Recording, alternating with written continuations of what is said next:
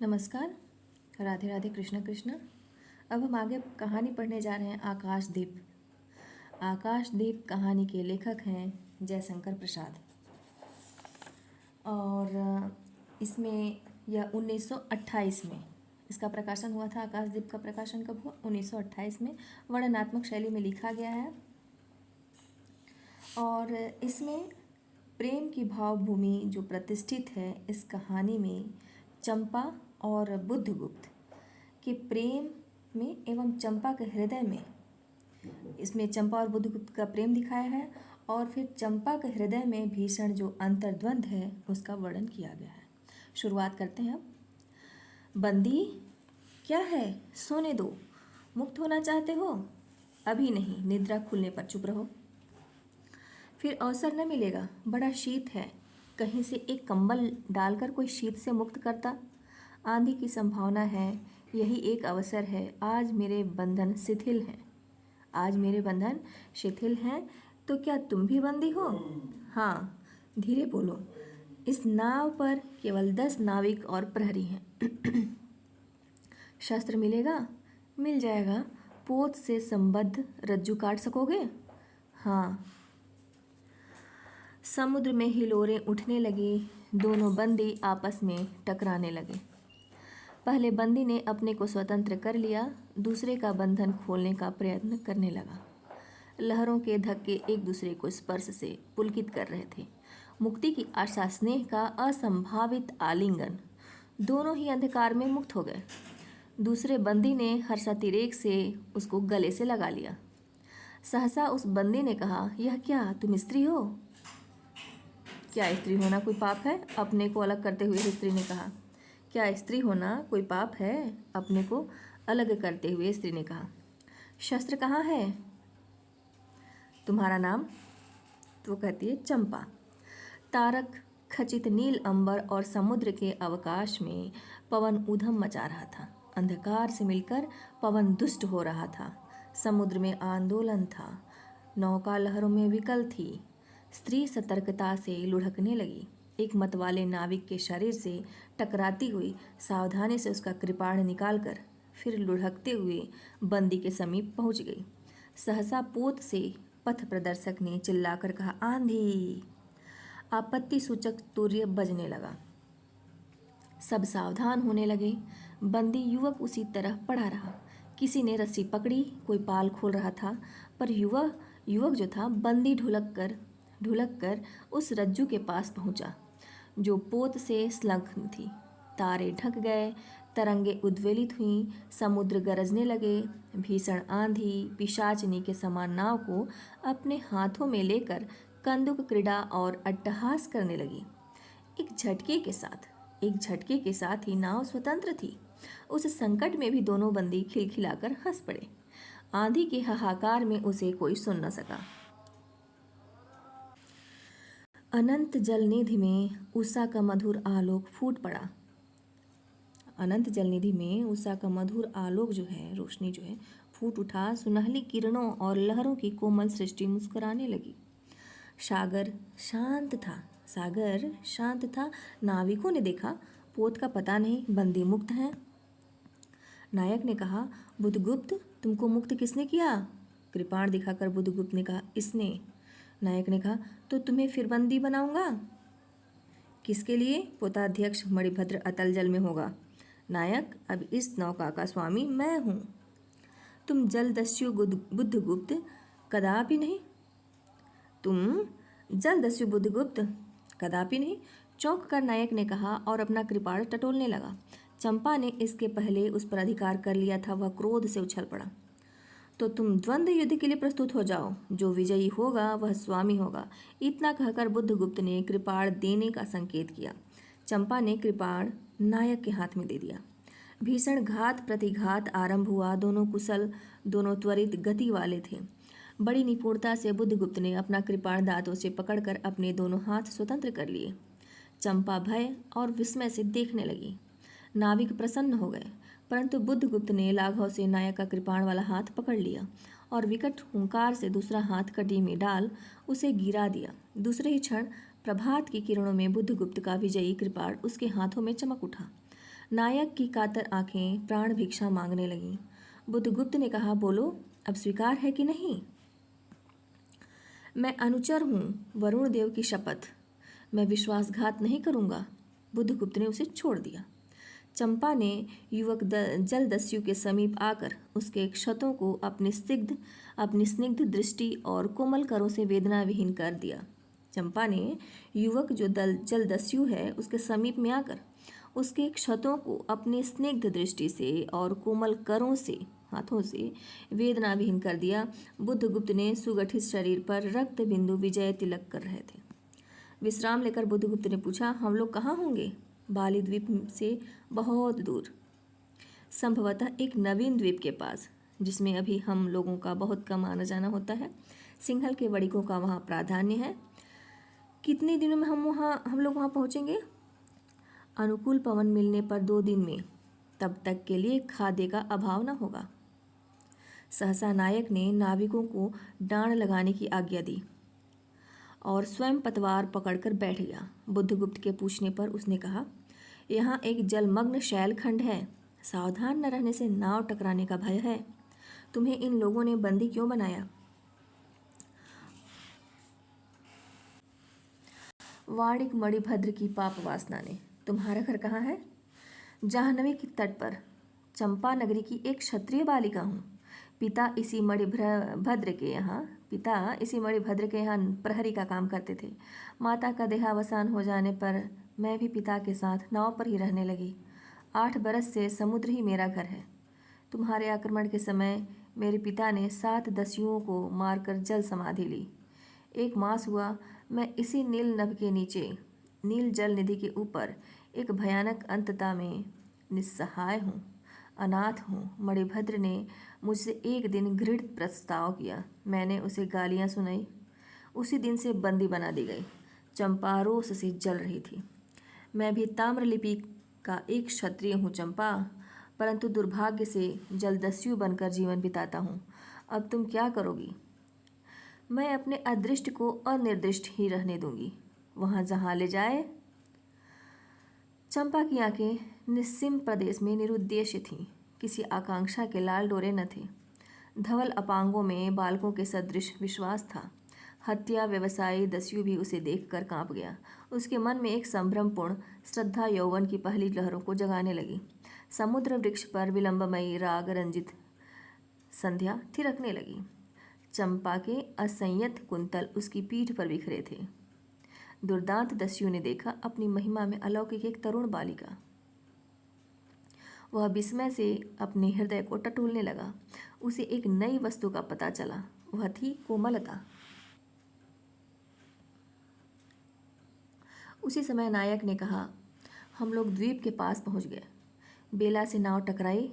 चंपा निर्भीकता से कूद पड़ी। माझी भी उतरे। बुद्धगुप्त ने कहा, जब इसका कोई नाम नहीं है तो हम लोग इसे चंपा द्वीप कहेंगे। चंपा हंस पड़ी। 5 बरस बाद शरद के धवल नक्षत्र नील गगन में झलमला रहे थे। चंद्र के उज्ज्वल विजय पर अंतरिक्ष में शरद लक्ष्मी ने आशीर्वाद के फूलों और खिलों को बिखेर दिया। चंपा के उच्च सौध पर बैठी हुई तरुणी चंपा दीपक जला रही थी। बड़े यत्न से अभ्रक की मंजुषा में दीप धरकर उसने अपनी सुकुमार उंगलियों से डोरी खींची। वह दीपाधार ऊपर चढ़ने लगा। भोली भाली आंखें उसे ऊपर चढ़ते हर्ष से देख रही थीं। डोरी धीरे धीरे खींची गई। चंपा की कामना थी कि उसका आकाशदीप नक्षत्रों से हिल मिल जाए, किंतु वैसा होना असंभव था। उसने आशा भरी आंखें फिरा लीं। सामने जल राशि का रजत श्रृंगार था। वरुण बालिकाओं के लिए लहरों से हीरे और नीलम की क्रीड़ा शैल मालाएं बन रही थीं, और वे मायाविनी छलनाएं अपनी हंसी का कलनाद छोड़कर छिप जाती थीं। दूर दूर से धीवरों का वंशी झनकार उनके संगीत सा मुखरित होता था। चंपा ने देखा कि तरल संकुल जलराशि में उसके कंदील का प्रतिबिंब अस्त व्यस्त था। वह अपनी पूर्णता के लिए सैकड़ों चक्कर काटता था। वह अनमनी होकर उठ खड़ी हुई। किसी को पास न देखकर पुकारा, जया। एक श्यामा युवती सामने आकर खड़ी हुई। वह जंगली थी। नील नभोमंडल से मुख में शुद्ध नक्षत्रों की पंक्ति के समान उसके दांत हंसते ही रहते। वह चंपा को रानी कहती। बुद्धगुप्त की आज्ञा थी। महानाविक कब तक आएंगे? महानाविक कब तक आएंगे, बाहर पूछो तो। चंपा ने कहा। जया चली गई। दूरागत पवन चंपा के अंचल में विश्राम लेना चाहता था। उसके हृदय में गुदगुदी हो रही थी। आज न जाने क्यों वह बेसुध थी। एक दीर्घकाय दृढ़ पुरुष ने उसकी पीठ पर हाथ रख चमत्कृत कर दिया। उसने फिर कहा, बुद्धगुप्त, बावली हो क्या? यहाँ बैठी हुई अभी तक दीप जला रही हो? तुम्हें यह काम करना है? क्षीरनिधि शाही अनंत की प्रसन्नता के लिए क्या दासियों से आकाश दीप जलवाऊं?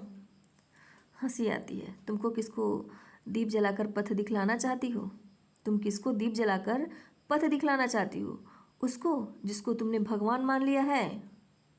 हाँ, वह भी कभी भटकते हैं, भूलते हैं, नहीं तो बुद्धगुप्त को इतना ऐश्वर्य क्यों देते। तो बुरा क्या हुआ? इस द्वीप की अधीश्वरी चंपा रानी, तो बुरा क्या हुआ? मुझे इस बंदी गृह से मुक्त करो। अब तो बाली, जावा और सुमात्रा का वाणिज्य केवल तुम्हारे ही अधिकार में है, महानाविक। परंतु मुझे उन दिनों की स्मृति सुहावनी लगती है जब तुम्हारे पास एक ही नाव थी और चंपा के उपकूल में पण्य लाद कर हम लोग सुखी जीवन बिताते थे। इस जल में अगणित बार हम लोगों की तरी आलोकमय प्रभात में तारिकाओं की मधुर ज्योति में थिरकती थी। बुद्धगुप्त, उस विजन अनंत में जब माझी सो जाते थे, दीपक बुझ जाते थे, हम तुम परिश्रम से थक कर पालों में शरीर लपेट कर एक दूसरे का मुंह क्यों देखते थे? वह नक्षत्रों की मधुर छाया। तो चंपा, अब उससे भी अच्छे ढंग से हम लोग विचार कर सकते हैं। तुम मेरी प्राणदात्री हो, मेरी सर्वस्व हो। नहीं नहीं, तुमने दस्यु वृत्ति छोड़ दी, परंतु हृदय वैसा ही अकरुण, सतृष्ण और ज्वलनशील है। तुम भगवान के नाम पर हंसी उड़ाते हो, मेरे आकाश दीप पर व्यंग कर रहे हो। नाविक, उस प्रचंड आंधी में प्रकाश की एक एक किरण के लिए हम लोग कितने व्याकुल थे।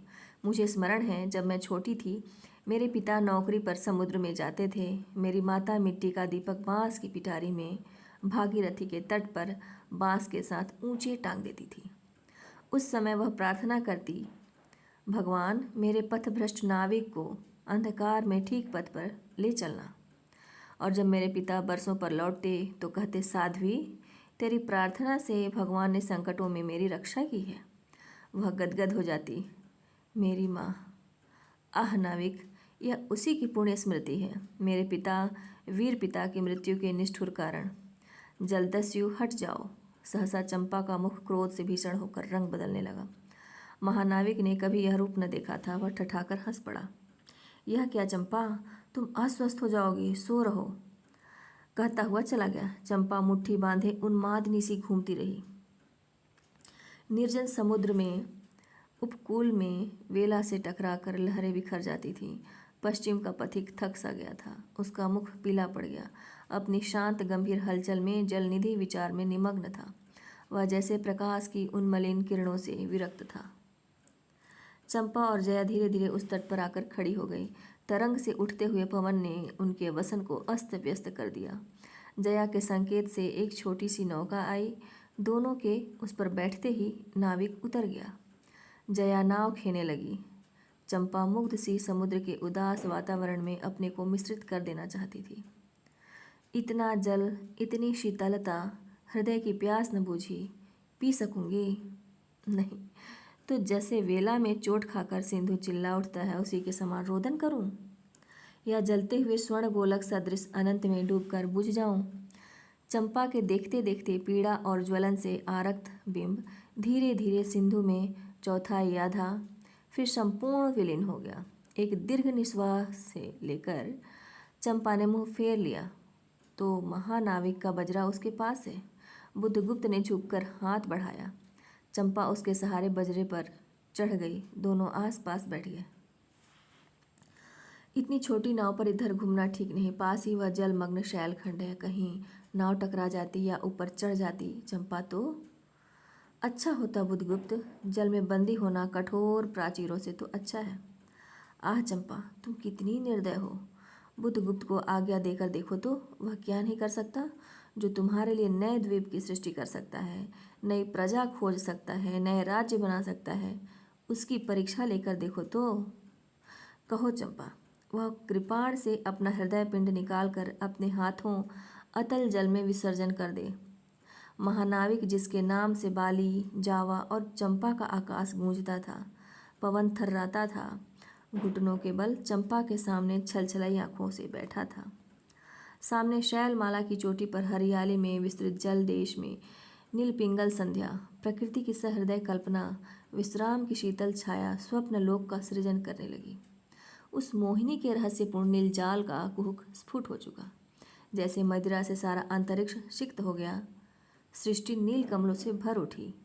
उस सौरभ से पागल चंपा ने बुधगुप्त के दोनों हाथ पकड़ लिए। वहाँ एक आलिंगन हुआ, जैसे क्षितिज में आकाश और सिंधु का। किंतु उस परिरंभ में सहसा चैतन्य होकर चंपा ने अपनी कंचुकी से एक कृपाण निकाल लिया। बुद्धगुप्त, आज मैं अपने प्रतिशोध का कृपाल अतल जल में डुबा देती हूँ। हृदय ने छल किया, बार बार धोखा दिया। चमक कर वह कृपाण समुद्र का हृदय बेधता हुआ विलीन हो गया। तो आज से मैं विश्वास करूं, क्षमा कर दिया गया। आश्चर्य कंपित कंठ से महानाविक ने पूछा। विश्वास? कदापि नहीं बुद्धगुप्त। जब मैं अपने हृदय पर विश्वास नहीं कर सकती, उसी ने धोखा दिया, तब मैं कैसे कहूँ? मैं तुमसे घृणा करती हूँ, फिर भी तुम्हारे लिए मर सकती हूँ। अंधेर है जलदस्यु, तुम्हें प्यार करती हूँ। चंपा रो पड़ी। वह स्वप्नों की रंगीन संध्या तम से अपनी आंखें बंद करने लगी थी। दीर्घ निश्वास लेकर महानाविक ने कहा, इस जीवन की पुण्यतम घड़ी की स्मृति में एक प्रकाश गृह बनाऊंगा। चंपा, यही उस पहाड़ी पर। संभव है कि मेरे जीवन की धुंधली संध्या उससे आलोकपूर्ण हो जाए। चंपा के दूसरे भाग में एक मनोरम शैलमाला थी। वह बहुत दूर तक सिंधु जल में निमग्न थी। सागर का चंचल जल उस पर उछलता हुआ उसे छिपाए था। आज उसी शैलमाला पर चंपा के आदि निवासियों का समारोह था। उन सबों ने चंपा को वन देवी सा सजाया था। ताम्रलिपि के बहुत से सैनिक नाविकों की श्रेणी में वन कुसुम विभूषिता चंपा सेविकारूढ़ होकर जा रही थी। शैल के ऊंचे शिखर पर चंपा के नाविकों को सावधान करने के लिए सुदृढ़ दीप स्तंभ बनवाया गया था। आज उसी का महोत्सव है। बुधगुप्त स्तंभ के द्वार पर खड़ा था। सेविका से सहायता लेकर चंपा को उसने उतारा। दोनों ने भीतर पदार्पण किया कि बांसुरी और ढोल बजने लगे। पंक्तियों में कुसुम भूषण से सजी वनमालाएं फूल उछालती हुई नाचने लगीं। दीप स्तंभ की ऊपरी खिड़की से यह देखती हुई चंपा ने जया से पूछा, यह क्या है जया? इतनी बालिकाएं कहाँ से बटोर लाईं? आज रानी का ब्याह है ना, कहकर जया ने हंस दिया। बुधगुप्त विस्तृत जलनिधि की ओर देख रहा था। उसे झकझोर कर चंपा ने पूछा, क्या यह सच है? यदि तुम्हारी इच्छा है और हो तो यह सच भी हो सकता है चंपा। कितने वर्षों से मैं ज्वालामुखी को अपने छाती में दबाए हूँ। चुप रहो महानाविक। क्या मुझे निस्सहाय और कंगाल जानकर तुमने आज सब प्रतिशोध लेना चाहा? मैं तुम्हारे पिता का घातक नहीं हूँ चंपा। वह एक दूसरे दस्यु के शस्त्र से मरे। यदि मैं इसका विश्वास कर सकती बुधगुप्त, वह दिन कितना सुंदर होता, वह क्षण कितना स्पृहणीय। आह, तुम इस निष्ठुरता में भी कितने महान होते। जया नीचे चली गई थी। स्तंभ के संकीर्ण प्रकोष्ठ में बुद्धगुप्त और चंपा एकांत में एक दूसरे के सामने बैठे थे। बुद्धगुप्त ने चंपा के पैर पकड़ लिए। उच्छ्वसित शब्दों में वह कहने लगा, चंपा, हम लोग जन्मभूमि भारतवर्ष से कितनी दूर इन निरीह पर प्राणियों में इंद्र और शची के समान पूजित हैं। स्मरण होता है वह दार्शनिकों का देश, वह महिमा की प्रतिमा। मुझे वह स्मृति नित्य आकर्षित करती है, परंतु मैं क्यों नहीं जाता जानती हो? इतना महत्व प्राप्त करने पर भी मैं कंगाल हूँ। मेरा पत्थर सा हृदय एक दिन सहसा तुम्हारे स्पर्श से चंद्रकांत मणि ही तरह द्रवित हुआ। चंपा, मैं ईश्वर को नहीं मानता, मैं पाप को नहीं मानता, मैं दया को नहीं समझ सकता, मैं उस लोक में विश्वास नहीं करता, पर मुझे अपने हृदय के एक दुर्बल अंश पर श्रद्धा हो चली है। तुम न जाने कैसे एक बहकी हुई तारिका के समान मेरे शून्य में उदित हो गई हो। आलोक की एक कोमल रेखा इस निविड़तम में मुस्कुराने लगी। पशु बल और धन के उपासक के मन में किसी शांत और एकांत कामना की हंसी खिलखिलाने लगी, पर मैं न हंस सका। चलोगी चंपा? पोतवाहिनी पर असंख्य धनराशि लाद कर राजरानी सी जन्मभूमि के अंक में? आज हमारा परिणय हो, कल ही हम लोग भारत के लिए प्रस्थान करें। महानाविक बुद्धगुप्त की आज्ञा सिंधु की लहरें मानती हैं। वे स्वयं उस पोतपुंज को दक्षिण पवन के समान भारत में पहुंचा देंगी। आह चंपा, चलो। चंपा ने उसके हाथ पकड़ लिए। किसी आकस्मिक झटके ने एक पल भर के लिए दोनों के अधरों को मिला दिया। सहसा चैतन्य होकर चंपा ने कहा, बुद्धगुप्त, मेरे लिए सब भूमि मिट्टी है, सब जल तरल है, सब पवन शीतल है। कोई विशेष आकांक्षा हृदय में अग्नि के समान प्रज्वलित नहीं। सब मिलाकर मेरे लिए एक शून्य है।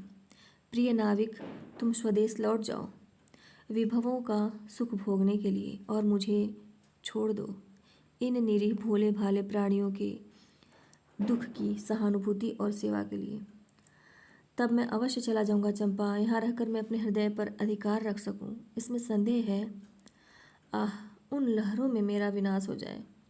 महानाविक ने उच्छ्वास में विकलता थी। फिर उसने पूछा, तुम अकेली यहाँ क्या करोगी? पहले विचार था कि कभी कभी इस दीप स्तंभ पर से आलोक जलाकर अपने पिता की समाधि का इस जल से अन्वेषण करूंगी, किंतु देखती हूँ मुझे इसी में जलना होगा जैसे आकाश दीप। एक दिन स्वर्ण रहस्य के प्रभात में चंपा ने अपने दीप स्तंभ पर से देखा। सामुद्रिक नावों की एक श्रेणी चंपा का उपकूल छोड़कर पश्चिम उत्तर की ओर महाजल व्याल के समान संतरण कर रही है। उसकी आंखों से आंसू बहने लगे। यह कितनी शताब्दियों पहले की कथा है। चंपा आजीवन उस दीप स्तंभ में आलोक जलाती रही, किंतु उसके बाद भी बहुत दिन द्वीप निवासी उस माया, ममता और स्नेह सेवा की देवी की समाधि सदृश पूजा करते थे। एक दिन काल के कठोर हाथों ने उसे भी अपनी चंचलता से गिरा दिया।